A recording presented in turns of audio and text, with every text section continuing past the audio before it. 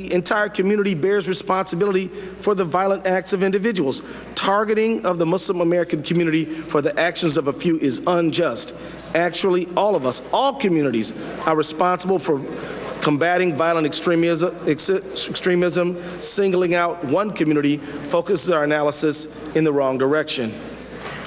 Throughout human history, individuals from all communities and faiths have used religion and political ideology to justify violence.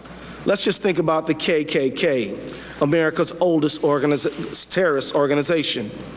The Oklahoma City bombing, the shooting at the Holocaust Museum by James von Braun, and bombings at Planned Parenthood clinics.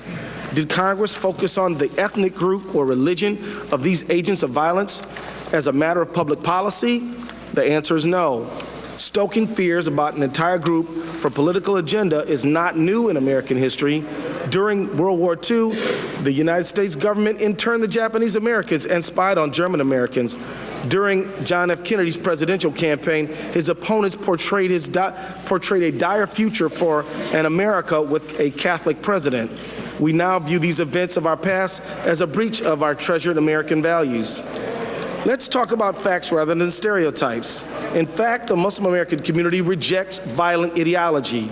The RAND Corporation, a highly respected research organization, released a report last year that states the following, quote, given the low rate of would-be violent extremists, about 100 amongst the estimated 3 million American Muslims, suggests that the American Muslim population remains hostile to jihadist ideology and its exhortations to violence.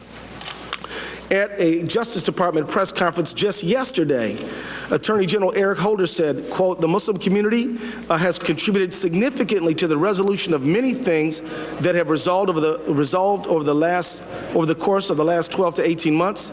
Tips have been received, information has been shared, has been critical to our effort to disrupt plots that otherwise might have occurred. Muslim American community across the country actively works with law enforcement officials, from dialogues with Attorney General Eric Holder to community meetings with local police in Minneapolis. Recently, tips from many Muslim American community foiled 2 domestic terror plots, including the case of the Times Square bomber and the Northern Virginia 5. Law enforcement officials depend upon those relationships. A recent report by the Muslim Public Affairs Council stated that information provided by Muslim Americans has helped to foil 7 domestic terror plots and 40% of all plots since 9/11. A 2011 study from Duke University Triangle Center on Terrorism reiterated that 40% of the domestic terror plots that have been prevented with the aid of Muslim American community. This cooperation with law enforcement is rooted in relationships and trust, relationships we should nurture. A witness at today's hearing, Los Angeles County Sheriff Lee Baca, testified before the House Homeland Security Subcommittee last year. He said, to effectively detect and manage extremists, police need to have trust and the understanding of the Muslim communities who live within and outside the United States. Simply, police need public participation. As leaders, we need to be rigorous about our analysis of violent extremism. Our responsibility includes doing no harm. I am concerned that the focus of today's hearing may increase suspicion of the Muslim American community, ultimately making us all a little less safe. We have seen the consequences of anti-Muslim sentiment, from backlash against Park 51 Muslim Community Center to the hostilities against the Islamic Center in Murfreesboro, Tennessee, to a threatened Quran burning in Gainesville, Florida. Zoning boards in communities like DuPage, Illinois are denying permits to build mosques. At the height of the Park 51 controversy, a man asked a cabbie whether he was a Muslim. When the cabbie said, "Assalamu alaikum," which means peace be unto you, the individual stabbed him. Dennis McDonough, the President's Deputy National Security Advisor, recently spoke at the Adams Center and at the All Dulles American Muslim Society. Mr. McDonough noted that Al-Qaeda Corps' recruiting argument is that the West is at war with Islam. A chief goal of our national security policy is to undermine this argument. This requires active engagement with Muslim community at home and throughout the world. As President Obama said in his Cairo speech, quote, Islam is not part of the problem in combating violent extremism. It is an important part of promoting peace.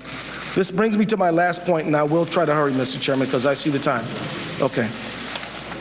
The best defense against extreme ideologies is social inclusion and civic engagement. FBI agent Ralph Bolter, head of the Minneapolis FBI, illustrates my point. He led a large-scale probe into counterterrorism involving local Somali Americans heading overseas to fight with terrorist organizations. He's now coming to D.C. to become the agency's deputy assistant director in charge of counterterrorism. Bolter's strategy: to fight extremism, the agency needs to establish sincere relationships within the community. Quote, "We had to be able to show people that they could trust me, trust us," Bolter said of the local community. FBI agent Bolter, quote, "showed a side to the FBI that people don't see," unquote, said Minneapolis Police Chief Tim Dolan.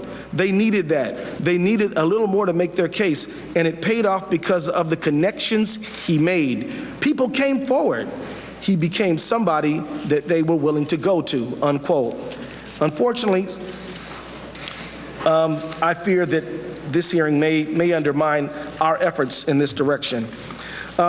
Recently, on a news program, it was stated, quote, "How about the number of young Somali men who went to Somalia and the imams and leaders in Minneapolis Muslim community who refused to cooperate at all? They were denying for a long time that they had even left."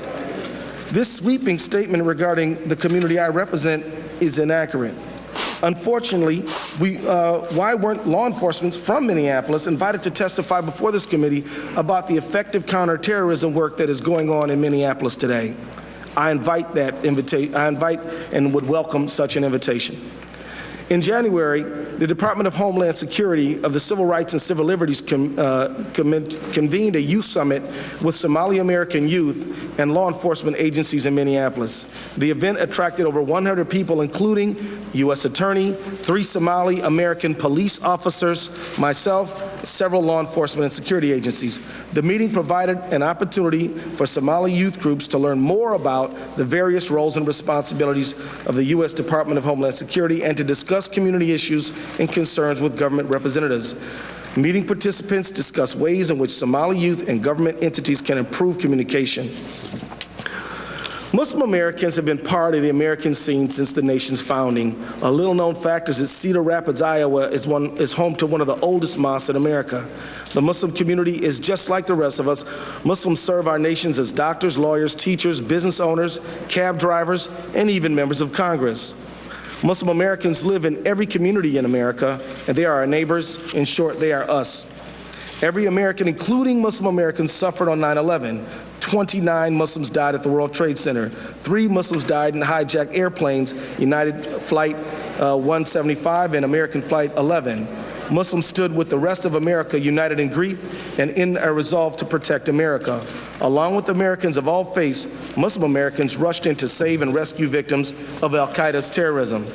Let me close with a true story, but remember that it's only one of many American stories that could be told. Mohammed Salman Hamdani was a 23-year-old paramedic, a New York City police cadet, and Muslim American. He was one of those brave first responders who tragically lost his life in 9/11 terrorist attacks almost a decade ago. As the New York Times eulogized, he wanted to be seen as an all-American kid. He wore number 79 on the high school football team at Bayside, Queens, where he lived. He was called Sal by his friends. He became a research assistant at the Rockefeller University and drove an ambulance part-time. One Christmas, he sang Handel's Messiah in Queens. He saw all of the Star Wars movies, and it's well known that his new Honda was the one that read with the Young Jedi license plates. Mr. Hamdani bravely sacrificed his life